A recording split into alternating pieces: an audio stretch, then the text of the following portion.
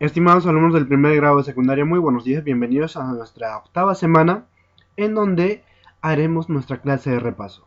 Hoy es martes 26 de mayo y pues tienen que poner la fecha. El valor que practicamos es la responsabilidad. Bien, como verán, el título es repaso. Justamente vamos a repasar de todos los temas que hemos avanzado hasta ahora. La primera semana, como ven ustedes, está por acá, la segunda semana, tercera semana, cuarta, quinta, sexta y séptima semana. Bien, en la primera semana llevaba como título, ¿qué es la química? ¿Sí? O sea, era una pregunta. ¿Y entonces qué es la química? La química es una ciencia netamente experimental. ¿Por qué? Porque necesita hacer experimentos para hacer sus estudios. ¿Y qué estudia la química? Estudia la materia justamente y los cambios que ocurren en ella, o sea, en la materia. Y la química se divide en cuatro: en química general, química descriptiva, química analítica, química aplicada. En la química general vamos a encontrar como su nombre mismo dice, de forma general, o sea, la química general hace un estudio de forma general a todo. ¿Sí? La química descriptiva se divide en dos, en química inorgánica y química orgánica. ¿Sí? La química analítica también se divide en dos, en química analítica cualitativa y química analítica cuantitativa. La química aplicada se refiere a la aplicación de la química en las diferentes industrias. Por ejemplo, a ver, en la petroquímica, que será estudio del petróleo, en un aspecto químico, la química de los alimentos, ¿correcto? La geoquímica, ¿sí? Y así vamos a encontrar muchas aplicaciones.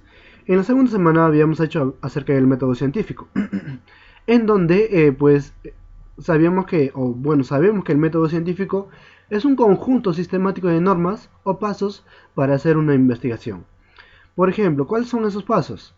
El primer paso es la observación, el segundo paso es el planteo de preguntas, el tercer paso es el planteamiento de la hipótesis, el cuarto paso es la experimentación, el quinto son los resultados y las conclusiones.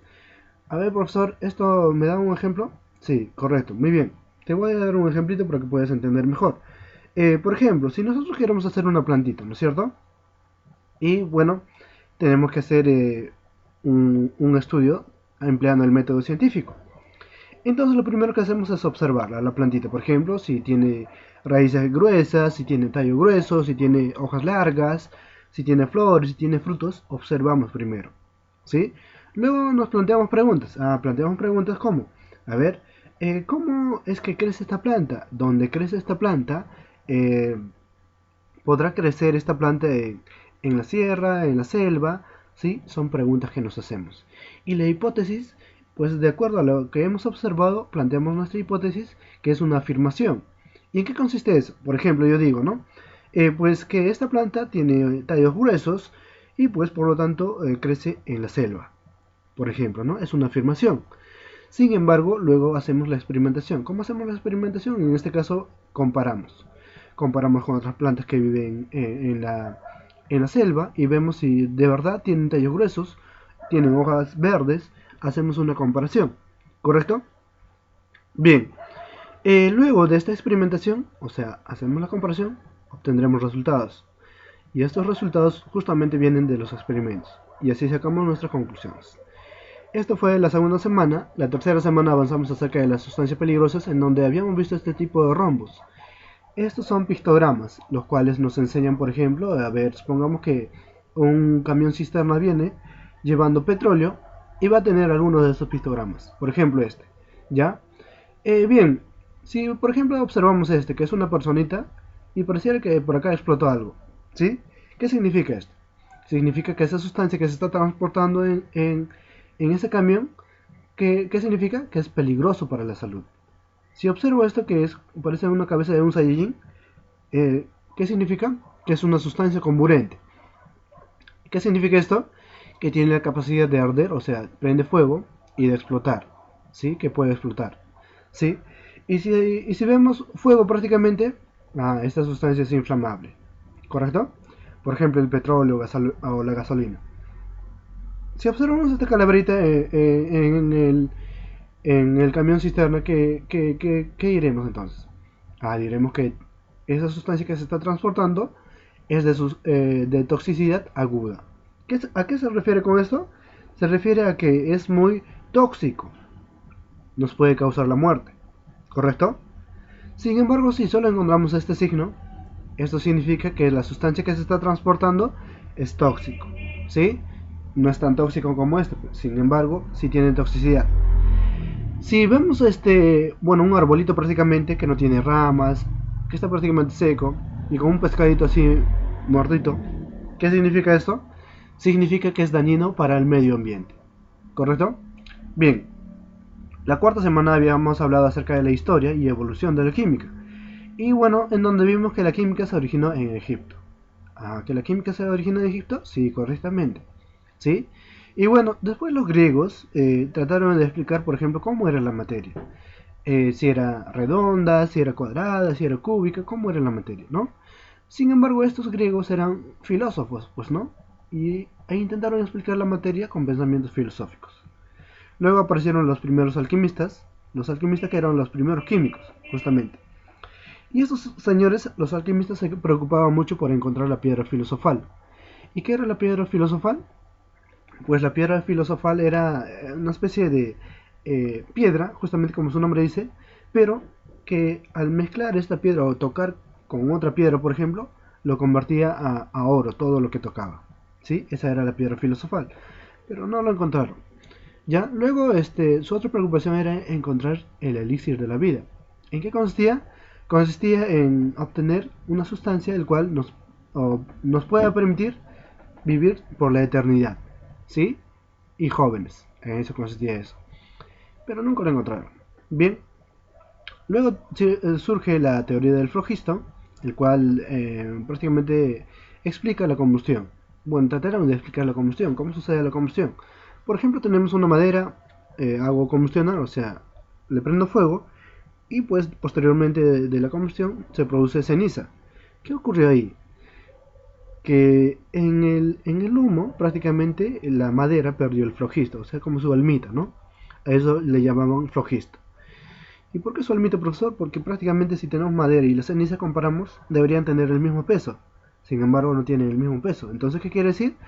Con el flogisto se fue, con el humo se fue su flogisto, su almita, y ahí se perdió el peso, decían ellos. ¿Ya? En la quinta semana hablamos acerca de materia. ¿Y qué era la materia? Es prácticamente todo lo que nos rodea, ¿cierto? ¿Sí? Por ejemplo, el árbol, la mesa, la silla, la luz, los animales, todo es materia. ¿Y cuál es su definición? Es todo aquello que tiene masa y ocupa un lugar en el espacio. Profesor, ¿el aire es oxígeno? ¿El aire es materia? Claro, por supuesto, el aire es materia. ¿Por qué? Porque ocupa un lugar en el espacio. ¿Que ocupa un lugar en el espacio, profesor? Porque yo no lo veo. Ocupa un lugar en el espacio, pero mínimo. ¿Sí? Bien. Por ejemplo, a ver, acá tenemos algunos ejemplos de materia: mesa, lápiz, la luna, el aire, la piedra, el libro, el viento, ¿sí? Pero, por ejemplo, el amor no es materia, ¿sí? El beso no es materia, el cariño, el odio no es materia. ¿Por qué? Porque no ocupan un lugar en el espacio. Y además no tienen masa. Simplemente son sentimientos, ¿ya? En la sexta semana habíamos hablado acerca de las mezclas homogéneas y heterogéneas. Y las mezclas homogéneas también eran conocidas como soluciones. ¿Y cuando decimos o cuando hablamos de mezclas homogéneas? Cuando no podemos diferenciar sus componentes. Por ejemplo, yo tengo la salmuera, que es mezcla de sal con agua, y pues lo disuelvo y no voy a ver dónde está la sal o dónde está solamente el agua. Todo está mezclado ya, ¿no es cierto? No puedo distinguir sus componentes, que en este caso sería la sal y el agua. Por ejemplo, diluyo azúcar en agua. Yo no voy a poder distinguir dónde está el azúcar y dónde está el agua, ¿sí? Porque ya está prácticamente mezclado. En la limonada igualmente, mezclo jugo de limón con agua y yo no sé en qué parte está el jugo de limón, ¿ya? Y bueno, en este caso, por ejemplo, si yo saco una pequeña muestra de una parte y una pequeña muestra de otra parte, tiene que tener la misma composición. O sea que las mezclas homogéneas tienen la misma composición en cualquier parte, ¿sí? Y en las mezclas heterogéneas es fácil de distinguir sus componentes. Y en este caso justamente eh, en distintas partes de su composición tienen justamente diferentes componentes. ¿Ya? Por ejemplo, en la ensalada de frutas puedo distinguir fácilmente al plátano, a la papaya, a la mandarina tal vez, ¿sí? A las frutas, ¿sí? En diferentes puntos. A simple vista puedo distinguir. Por ejemplo, tengo agua con piedras y también puedo distinguir fácilmente por acá está la piedra y por acá está el agua. ¿correcto?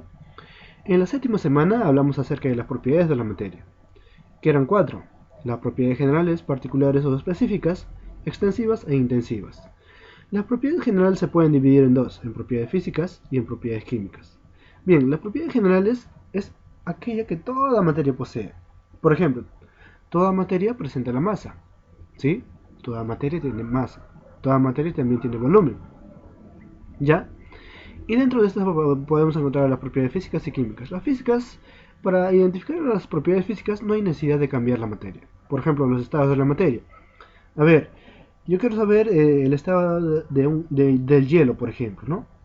Para saber si es hielo o no, yo no necesito cambiar el hielo a tierra o a piedra para saber que es hielo. Simplemente observo y ya, nada más, ¿no es cierto? ¿Sí? Sin embargo, en las propiedades químicas, para poder identificarlo, es necesario hacer un cambio. Por ejemplo, yo quiero saber si esta madera tiene la capacidad o tiene la propiedad química. Entonces, quiero saber eso, entonces hago combustionar. Le prendo fuego, combustiona, entonces tiene la propiedad química, ¿sí? Porque combustiona, ¿correcto? Bien, las propiedades particulares o específicas solo presentan algunas materias. Por ejemplo, no toda materia es duro, ¿sí? Por lo tanto, es algo específico de algunas nada más. Las propiedades extensivas son aquellas que dependen de la cantidad de materia. Por ejemplo, a mayor cantidad de materia van a existir estas. Por ejemplo, en la masa, a mayor cantidad de materia habrá mayor cantidad de masa. A mayor cantidad de materia habrá mayor cantidad de volumen.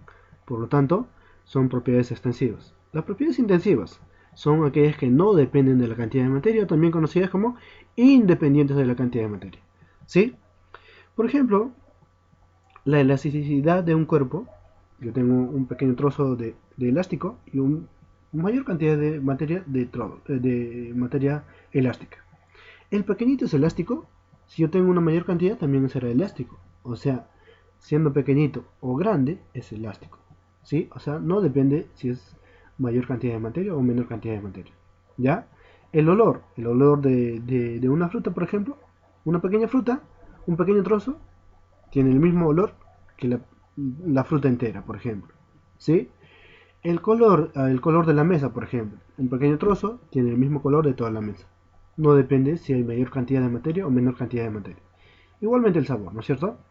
Bien chicos, entonces esto es respecto al repaso del curso de química. Espero que sigan avanzando con sus cursos y bueno, nos vemos en la próxima sesión.